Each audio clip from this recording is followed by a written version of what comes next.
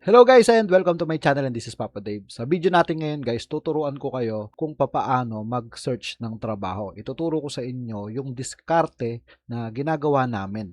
Kasi ang dami nagsasabi sa inyo na ubos na yung mga job post, wala na kayong makitang trabaho, kasi marami na rin sa atin yung mga nag-a-apply. So ngayon, araw-araw, meron mga bagong job post. So kailangan lang natin ng diskarte. So ituturo ko sa inyo, ipapakita ko sa inyo actual kung papaano kami naghahanap ng trabaho. Okay guys, na kung bago ka lang dito sa ating YouTube channel, please subscribe and hit the notification bell para updated ka sa mga tutorials natin. Okay guys, so time check muna tayo. No? Ito yung the best na oras para maghanap ka ng trabaho. Yung iba, nag-start sila ng alas 2. Alas 2 ng madaling araw. So, ang oras natin ngayon ay 3:09 a.m. So, ibig sabihin, madaling araw sa atin, tapos sa ibang bansa ay hapon. Yun yung tinatawag ko na time frame. Kailangan alam natin kung anong oras tayo mag-a-apply ng trabaho. Hindi tayo pwede mag-apply ng trabaho ng hapon sa atin dito sa Pilipinas. Halimbawa, mag-a-apply kayo ng alas 3 ng hapon dito sa Pilipinas.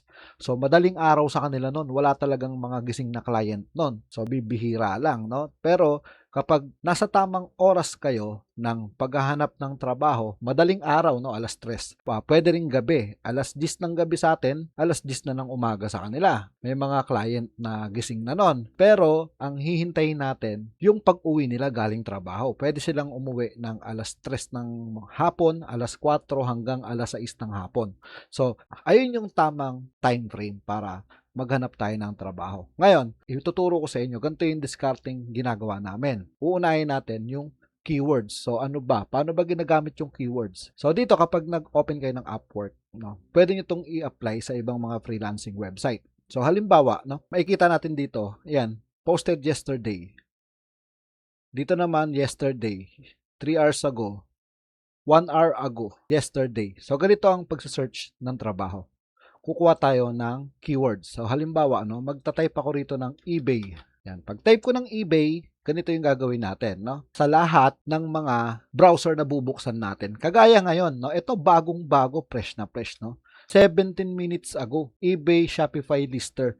So, bagong-bago to, no? Ito yung mga ideal na dapat nating applyan. Isipin mo, nakalagay rito, number of freelancers needed, 3.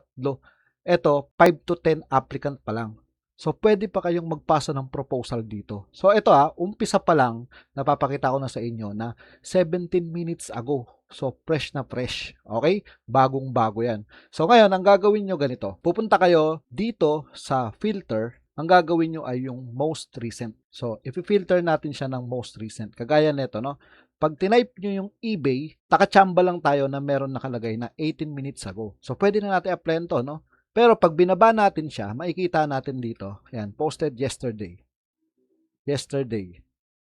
Yesterday. So, ibig sabihin, yung time gap nila, malayo. So, kada araw, ilang piraso lang yung mga job post. So, ganito yung gagawin natin diskarte. So, magbubukas tayo ng browser. So, i-take note nyo, no?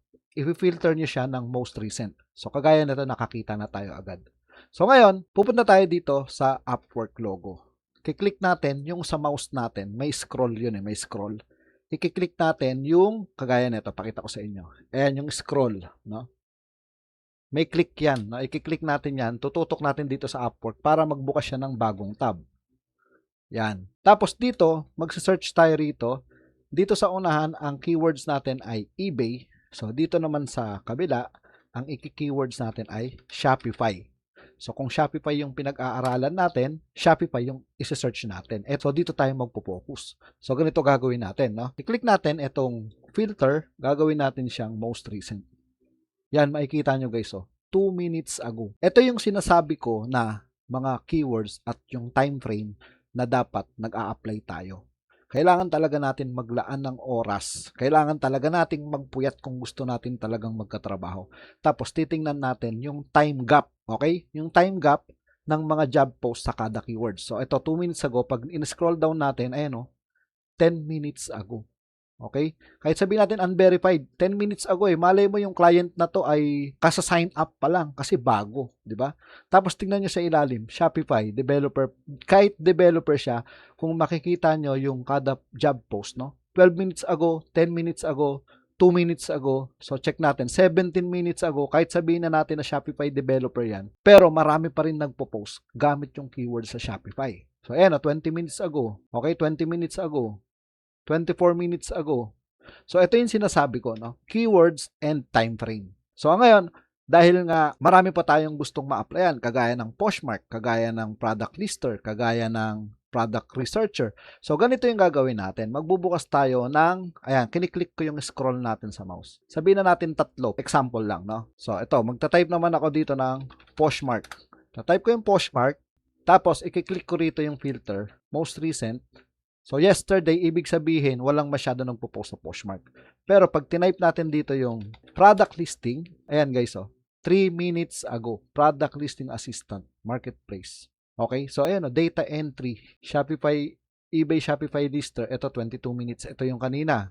So pasok siya sa keywords na yon. Ito 1 hour ago, 3 hours ago, WooCommerce, BigCommerce, so yung keywords natin na product listing, at least may nakita tayo, no? 3 minutes ago. So, dito naman tayo sa kabila. So, magta-type naman tayo rito ng product research. Yan, product research. Ita-try natin, no? Check natin yung most recent. 1 minute ago, circle.so, course builder, developer, designer, image wizard. So, lagay natin, type natin yung e-commerce, no? So, ito yung mga keywords, no? Gayahin nyo na lang yung ginagawa ko. Ayan, 2 hours ago, e-commerce, medyo hindi ko gusto, no? Pag mga 2 hours ago, 1 hour ago. So, magkaiba to, no? Yung e-commerce na malaki yung letter C, magkaiba din yung maliit yung letter C. So, 6 minutes ago, Shopify developer. Ito naman sa mga Shopify store setup. Ayan, 14 minutes ago, 21 minutes ago, 22, 23, parang every 10 minutes may pumapasok na bagong job post. So, ito ngayon yung sikreto natin, no? Ganito ngayon yung sikreto natin. Sample ko lang sa inyo etong 4 na yan. So, mag-iisip pa kayo ng mga keywords. Halimbawa, yung mga tools, no? Nifty, Bendo, Zik Analytics, AutoDS Tool, eSync. So, yung mga ginagamit natin na tools, keywords yan. Okay? So, ganito yung discarding gagawin natin. Dahil nga sa mga keywords na to, nakakakita tayo ng mga bagong job posts. Ang gagawin natin ay mayat maya natin siyang i-refresh. Okay? Halimbawa dito, no, sa eBay.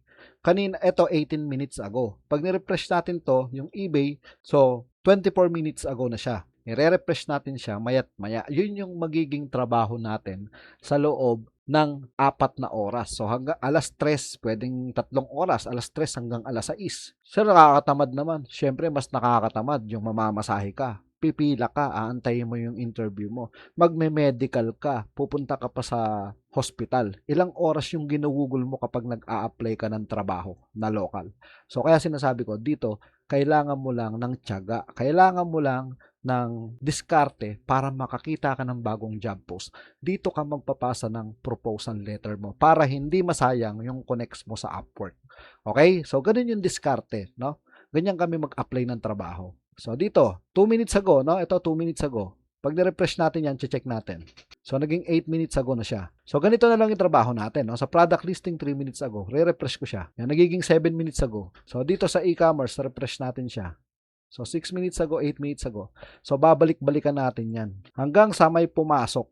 No? Hanggang sa may pumasok na bagong job post. So, yun yung pinakatrabaho natin. Okay guys, kung baguhan ka pa lang, di mo pa alam kung paano magsimula dito sa work from home. So, dito sa channel natin sa Online Jobs Philippines, no, sa homepage, scroll down mo lang, makikita mo na rito yung masterclass. Ayan, panoorin mo yung masterclass, no, para malaman mo kung paano gumawa ng profile, gumawa ng proposal letter, diskarte sa pag-apply, paano mag-apply. So, nandito siya sa masterclass natin. Okay guys, sa paghahanap ng trabaho, kailangan talaga natin maglaan ng oras, no, para makakita tayo ng mga bagong job post. Huwag natin gawin yung apply tayo ng apply porket may nakita tayong job post, applyan natin kahit kahapon pa siya nakapost. So, sa dami ng naghahanap ng trabaho sa atin, so matatabunan na yung application natin nun. Kaya, ito yung diskarte na to para magkaroon na tayo ng trabaho, makahanap tayo. Malaki yung chance natin na ma-hire on the spot dahil may mga client dito sa work from home na nag-hire on the spot. Okay guys, no, sana nakatulong sa inyo yung video na to. So yun lang po at maraming salamat.